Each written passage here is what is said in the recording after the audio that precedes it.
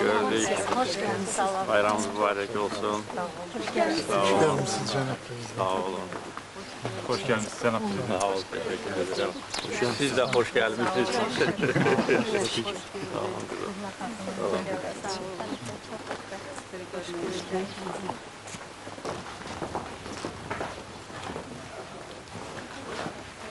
İlk növbədə sizi bayram münasibəti ilə təbrik edirəm. Bugün İlahır Çərşənbə günüdür.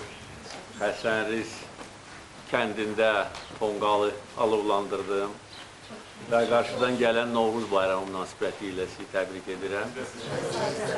Mən xatırlayıram ki, 2022-ci ildə Novruz tonqalını su qovuşanda qalamışdım və o vaxtda göstəriş verdim ki, bura insanların köçürülməsi üçün şərait yaradılsın.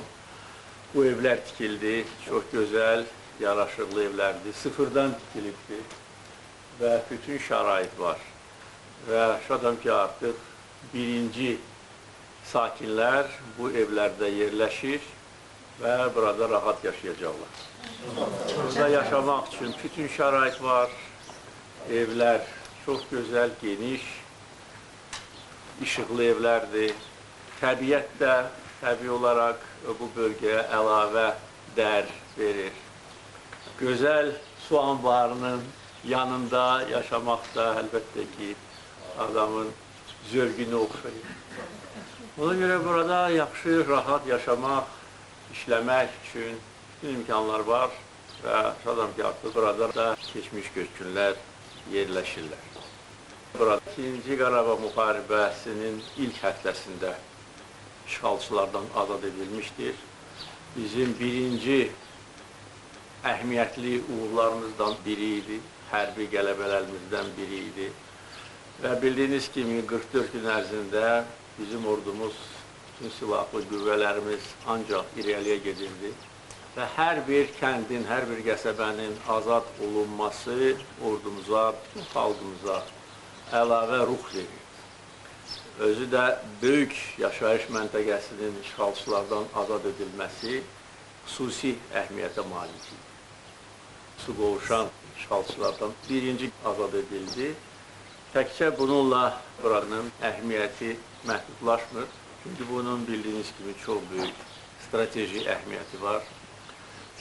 Buranın ətrafında və su anbarının ətrafında yerləşən bütün mövqelərdə qanunsuz silahlı birləşmələr, Ermənistan ordusunun şərhi heyəti yerləşmişdi və hərbi nöqteyi nəzərdən buranı işğalçılardan azad etmək həm böyük qəhrəmanlıq tələb edirdi, həm fədakarlıq tələb edirdi. Bizim hərbçilərimiz də öz canlarından keçərək, özlərini güllələrin qabağına verərək bu şərəfli missiyanı yerinə yetirdilər. Allah bütün şəhidlərimizə rəhmət eləsin. Onların xatirəsi əbədi bizim qəlbimizdə yaşayacaq. Allah bütün qəhrəmanlarımıza can sağlığı versin. Vətən uğrunda döyüşmüş, qəhrəmanlıq göstərmiş hərbçilərimizi biz hər zaman qiymətləndiririk. Və gənc nəslin qəhrəmanlığı, şücaəti hesabına biz torpaqlarımızı geri aldıq, işğalçılardı, torpaqlarımızdan qurduq. Əlbəttə ki, bu bir uzun bir proses idi. İlk növbədə dövlət quruculuğu prosesi getməli idi və güclü dövlət quruldu ki, bugün Azərbaycan dünyada sayı o qədər də çox olmayan müstəqil siyasət apara biləcək ölkədir. İqtisadi inkişaf təbii ki, olmalı idi. Çünki bizə heç kim kömək eləmirdi. Bugün də heç kim kömək eləmir və buna ehtiyac da duymuruq. Ona görə öz gücümüzə əsaslanaraq iqtisadi imkanlar yaratmalıydıq. Maliyyə imkanlarımız olsun. Güclü ordu yaratmalıydıq, bunu da etdik. Ordumuzu təchiz etməliydik, onu da etdik. Ordumuzun döyüş qabiliyyətini artırmaq üçün müntəzəm işlər gedirdi. Və əlbəttə ki, gənc nəslin yetişdirilməsi. Vətənpərvəri ruhunda, dövlətə, xalqa bağlı olan gəncləri yetişdirdik və onlar 30 ildən sonra öz tarixi missiyalarını şərəflə yerinə yetirdilər və həm 2-ci Qarabağ müharibəsi dövründə, həm antiterror əməliyyatı dövründə böyük qəhrəmanlıq göstərmişlər. Bilirsiniz ki, indi bir çox xarici ali məktəblərdə bizim uğurlu əməliyyatımız öyrənilir. Dünyada müharibələr kifayət qədər geniş vüsət alır. Qanlı toqquşmalar, hər şey indi internet dövründə, informasiya azadlığı dövründə hər kəs hər şeyi bilir, görür və izləyə bilir. Və görürük ki, heç də hər bir ölkə öz maraqlarını, ədalətli maraqlarını özü təmin edə bilmir. Ya da ki, öz ərazi bütövlüyü uğrunda mübarizə aparır, amma nəticəyə çata bilmir. Ya da ki, hər hansı bir kiçik həcmli hərbi uğura nail olur, amma tam qələbə əldə edə bilmir. Yəni, bu sadəcə olaraq bugün dünyada gedən toqquşmalara, münaqişələrə, müharibələrə nəzər salsaq, son tarixin müharibələrinə nəzər salsaq, hətta deyə bilərəm ki, 2-ci Dünya müharibəsindən sonra Azərbaycan qədər bir mənalı və tam qələbə heç kim tərəfindən qazanılmır.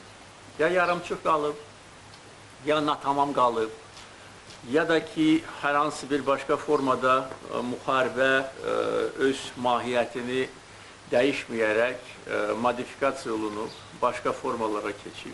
Bizim qələbəmiz isə tamdır. Və bu bizim həm dövlətimizin, silahlı qüvvələrimizin gücünü, xalqımızın iradəsini göstərir. Və siz də yaxşı bilirsiniz, bu bölgəndə yaşamış insanlar, onların davamçıları işğal dövründə elə güclü istehkamlar qurmuşdu düşmən ki, onları yarmaq həm qəhrəmanlıq, həm peşəkarlıq tələb edirdi. Hətta bir çoxları əmin idi ki, heç vaxt biz o müdafiə xətlərini keçə bilməyəcəyik. Çünki relyef düşmənin xeyrinə işləyirdi. İllər boyu qurduqları mühəndislik istehkamları onların xeyrinə işləyirdi. Xarici qüvvələr, xarici ölkələr onların arxasındaydı. İlk növbədə güya bu məsələlə məşğul olmaq mandatını alan ATƏT-in Minsk qrupu, onların əsas məqsədi bu münaqişəni əbədi etmək, torpaqlarımızı əbədi işğal altında saxlamaq, gözdən pərdə asmaq, bizim başımızı aldatmaq və sonsuz danışıqları aparmaqla bu reallığı bizə qəbul etdirmək. Onların məqsədi buydu, hər üçünün.